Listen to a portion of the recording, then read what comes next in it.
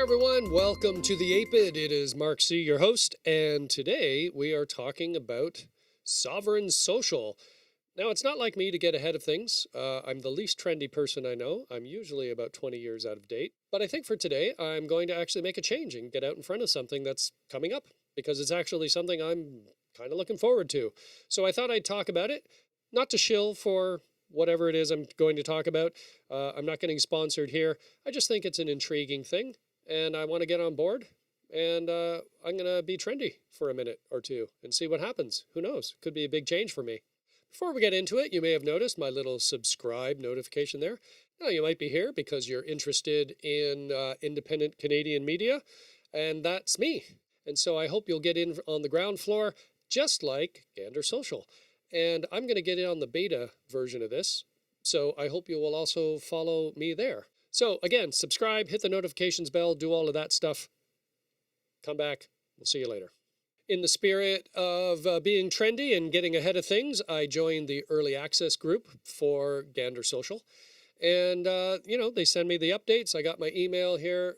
Where is it? If you join the early access group, you get updates as to what's going on, and you can learn a little bit about it.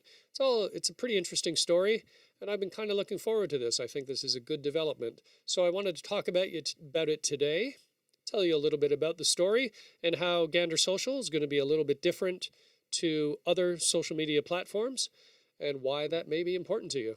So let's get into it. All right, let's talk about the name. I think this is a good name. It's very suitable. It's got some double entendres, some nice nuance, a little subtlety, references thrown in. So I think they've chosen well. Of course, to gander is to glance or look at something. And everybody says, hey, have a gander at this, my puppy video on social media. And so that's very suitable because you're going to gander it all day long. And it's also one of my favorite French expressions of all time. Tu jeter une coupe d'oeil, part of my French pronunciation. I know it's not perfect, but what an awesome expression.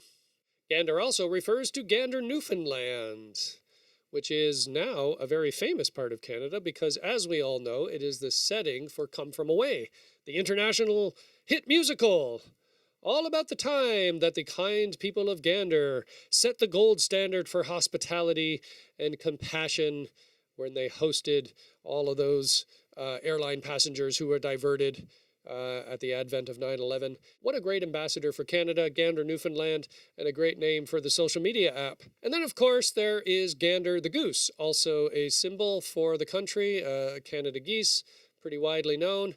Cobra chickens, as they're called. I don't know where people got that from. You got to give Canada geese some credit. They're pretty damn fearless, even though they seem to be fairly benign.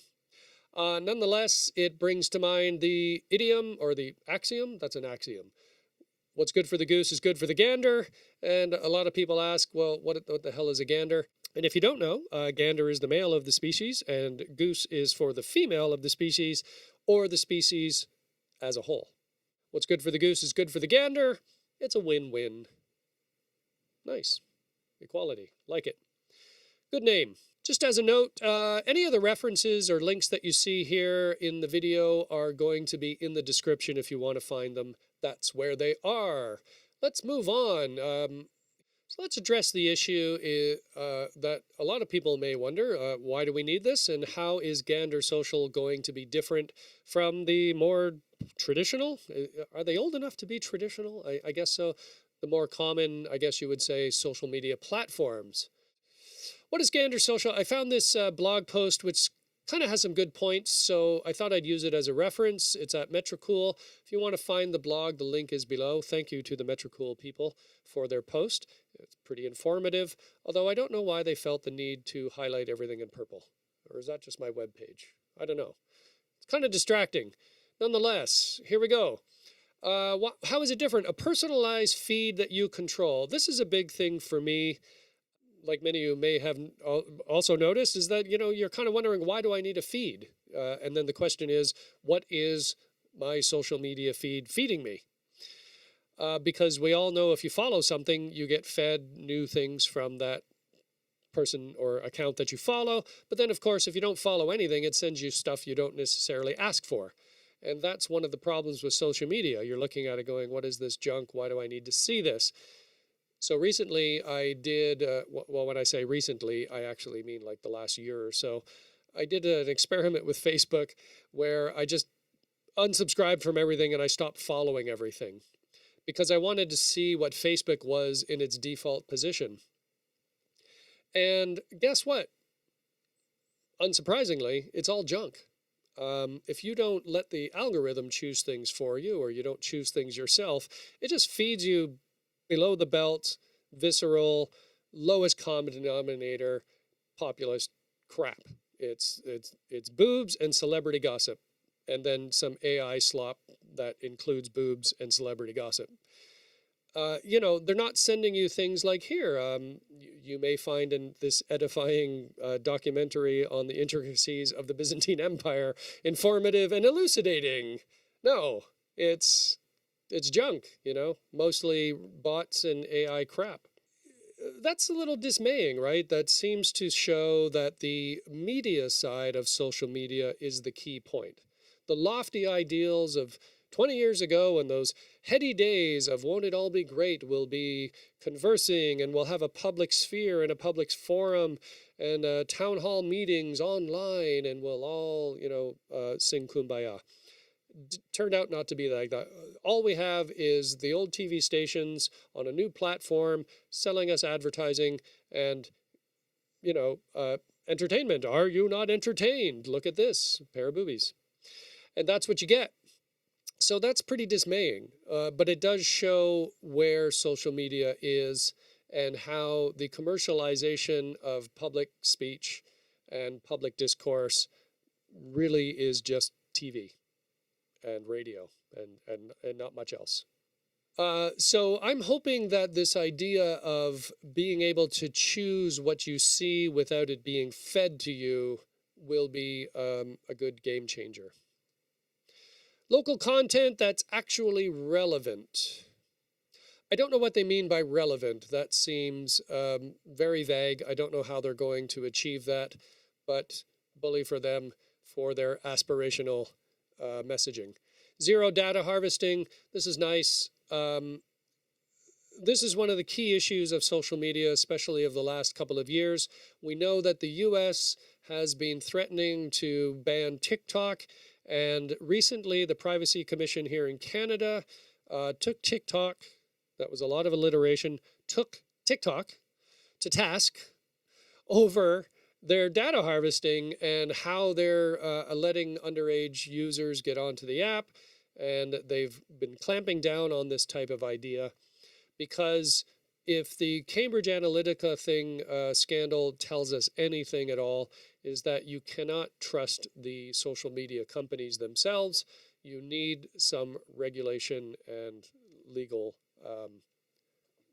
structure around it. And you need somebody watching the henhouse. It brings to bear the idea that, starting out with good intentions, and it will remain to be seen whether platforms like Gander Social can find a balance and create a business model that can commercialize this because, eventually investors want their money back. People need to be paid for their work. There is just a commercial reality there, and you have to generate income from somewhere. And ultimately, what happened with social media is, once you burn through all your investing money, people want to start seeing a return. And then that sort of compels you to sacrifice whatever good intentions you had. And as Rush pointed out to us, glittering prizes and endless compromises shatter the illusion of integrity. And that happens to a lot of us. And I'm hoping that a new platform can find a balance there. Troll spotting and bias checking tools. The troll spotting sounds great. I don't know what they're going to consider a troll to be. That's going to be hard to measure. Although, in some cases it's very obvious. But nonetheless, how do you do that without, restricting speech? There are a lot of cases, even in Meta platforms and X, of them just randomly deleting accounts with no explanation and no way to defend yourself or get your account back or something like that. The next one's a little bit more troublesome. Bias checking tools. It's not wrong to have a bias. Everybody does. What does it mean to check someone's bias? How are you going to do that? Unless you sort of label them, right? Right wing, left wing. Maybe you do something like that. I'm hoping they have a robust and open discussion about this. I would hate to think that some moderator behind a desk somewhere was penalizing somebody because either A, they didn't conform to someone's confirmation bias or vice versa. Nonetheless, when it comes to public discourse, there is always a finger on the scale, and everybody knows that. And so I'm hoping they take that seriously. Features like stories, video posts, and pinboards. Okay, that sounds pretty standard fare. Hosting and data storage entirely within Canada.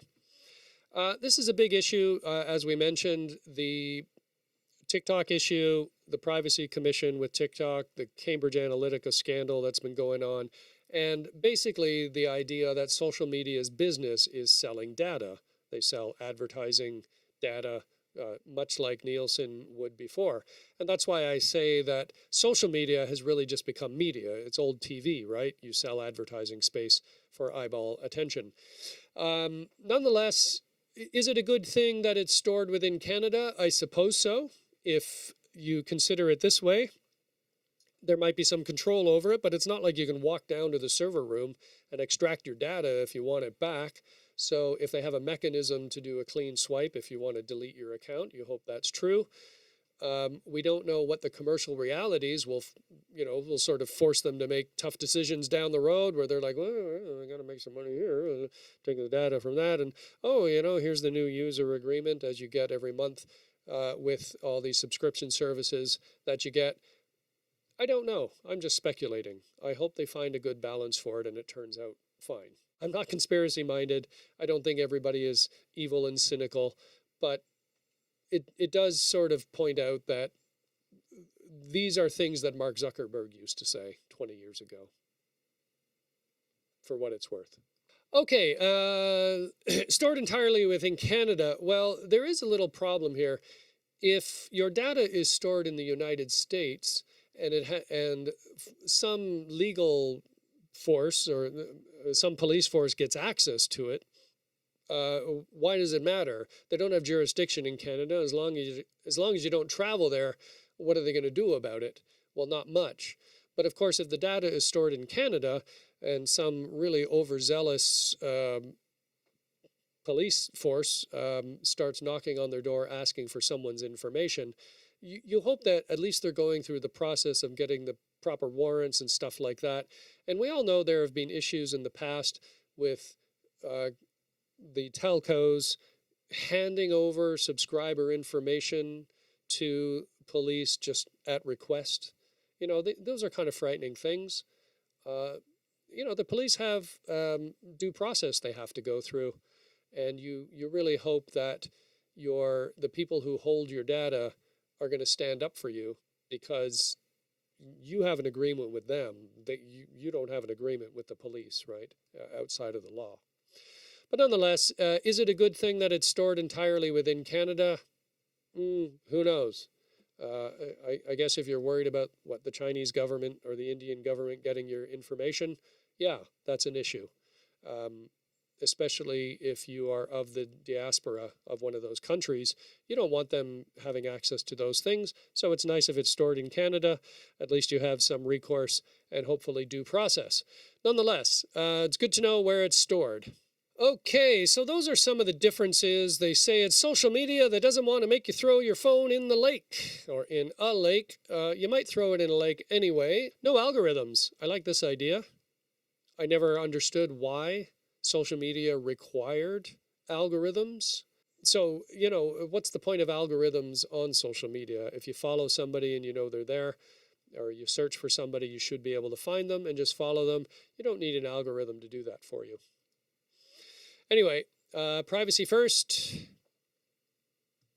No surveillance-based ads, no selling of your data, no third-party tracking across the web. All stored in Canada, privacy laws. Oh, I think, how did we get there? We already read that. Okay, sounds good. Who's behind Gander Social? Well, we mentioned Ben Waldman, who I'm sure will be more of a household name very soon. So expect to see Ben Waldman standing behind Mark Carney one day soon. No, it just doesn't sound right. I can't see that happening. But if you see him standing behind Trump sometime soon with Zuckerberg and all of them, then you know he's gone to the dark side. Anyway, I also found another blog which I found pretty informative from IT Brief. The writer here is Jake McAndrew. Thank you for your writing, and I appreciate the content you put up here. I think this is pretty informative. It gives more of a technical background. It gives a little bit of the backstory of how Ben Waldman came upon this, because it was something that we all noticed, which was very striking. Zuckerberg and the TikTok people, and of course Elon Musk, and a bunch of other IT or like Microsoft and all them, standing behind Trump, rallying around him at his inauguration. And of course, it begs the question, what are they doing there, right? It's not uncommon to have kind of A-list people at an inauguration, but in a party atmosphere, right? You don't see them standing there during the signing of executive orders and whatnot. That's all very troubling. And you can understand why Shou Chu was there from TikTok. I don't actually know this person. I'm just taking the name from here. But nonetheless, TikTok is facing a ban in the United States, so they don't want to do that. You can understand why they are there. Why is Mark Zuckerberg there? And why is Elon Musk giving so much money to get Trump elected? Well, all of that's very troubling. It certainly is a detachment from the early days of social media, which was more social than media. And so Waldman recognized what a lot of people sort of thought, well, if we're going to use social media, we should probably get away from these American sources. So he joined Elbows Up, a nonpartisan group. Great, a lot of people did. Nice to see people rallying behind Canada. And I think this is a big thing. We've seen a lot of stories recently how, Canada's getting into launching rockets. And we have a domestic commercial space industry brewing. And this idea of sort of refocusing our attention on Canada, I mean, you don't want to be provincial. You don't want to have parochial attitudes about your economy and your trade relationships and stuff like that. But at the same time, there's something to be said for understanding what your people can do and bolstering that, and not constantly subordinating yourself to the big players like China and the United States. And it's good to see that we're not like just turning inward and becoming protectionist. We're still signing trade deals with the 5 Nordic countries and Europe and stuff like that. But at the same time, there's this idea, well, we don't need the United States to do these things. We can do these things ourselves. Our population has grown. We can scale some things that were harder to scale in the past. And we certainly have the talent. And all we need is the investment and the money and the intention. And so I think there are some interesting things going on there. And maybe having our own social media platform is a good start. So we can see that Gander technically is something similar to Blue Sky, which is running on an open source protocol, which is nice, I guess. And I guess there's going to be some integration with Blue Sky. That'll be intriguing. We'll see how that goes. Okay, if you're interested to know, Gander has partnered with ThinkOn. I'm not familiar with this company, but it's Toronto-based, a channel-only cloud provider offering infrastructure as a service solutions. Okay, but if you want to look up ThinkOn and see what they're all about, the platform evolves. Gander hopes to install additional servers nationwide. Okay, so far funding has been bootstrapped. We're going to talk about the investors just so you know who's involved in the background. What are the numbers like? Well, 6,000 in the early access registrations. The number had jumped to 30,000. I'm sure once the anticipation ramps up and things and word spreads, this number will grow. So Gander expects to see 500,000 users within the first year of operation. Those are pretty big numbers for Canada. I hope it grows to something bigger. It's nice when you have good uptake. And who knows, this may lead to some other social media branches. Um, Maybe we'll have our own Instagram. Who knows? Right, Gander was featured in the Star very recently. This is September 27th, so that's what, yesterday? Um, oh no, that's today. Honk if you like sovereignty. So if you have a Toronto Star subscription, you can read through this article here. It's a lot of the things we've already discussed. Here's a good question from this Toronto Star article. Many of the existing platforms, X, Facebook, have descended into chaos by fomenting misinformation, disinformation, violent rhetoric. How will Gander avoid that? We're going to moderate the platform under the charter. Well, that's a very interesting thing. Sounds good on paper. I'm not quite sure how they're going to use that. Includes community moderation. It's moderated by organizations that monitor and label content for hate or monitor and label for racism, and you subscribe to those labelers. Interesting. We're operating on a parallel network. It's a sovereign Canadian version. Not everything's going to get caught, but it's far sight better than you might see on other platforms. You choose the labels you want to accept or not, but they need to fall within Canadian law. Okay, well, that sounds good if they're using the charter, but we all know that the charter is open to interpretation. But if you can subscribe to the labelers, that's good. At least you're not being forced to accept what they're saying as content. Yeah, this question here brings up something that we've probably all noticed. The hate speech laws or regulations in Canada and the free speech ethos in the United States function a little differently. We all know that Americans sort of see free speech as community moderation. And the idea, of course, is that if you let everybody engage in the dialectic, the higher principle will prevail. And that has somewhat been true under liberal democracies. You sort of hope that that higher principle is adopted, and it does create better notions. And the idea of challenging free speech allows you to discount it or counter it. On the other hand, as we have all seen with social media, is that social media takes that requirement out of any public discourse. You can put in your 2 cents, somebody will put in their countervailing 2 cents, and you don't need to adopt the higher principle because you've got 100,000 people over here, or some podcast, or some group on whatever platform you're using who will support you. And there's no compulsion to actually look out and see what other people are saying. So that whole conflict is one of the sort of downfalls of social media as I see it. The question is social media public discourse, meaning it requires public civility? But then, of course, public civility always ends up with censorship of some sort. And the notion that social media must be a platform for free speech, I don't think is actually true. I think it's just media, right? You don't own it. It's not yours. You don't have to put your voice on that platform. You can write an essay or a book or submit it otherwise.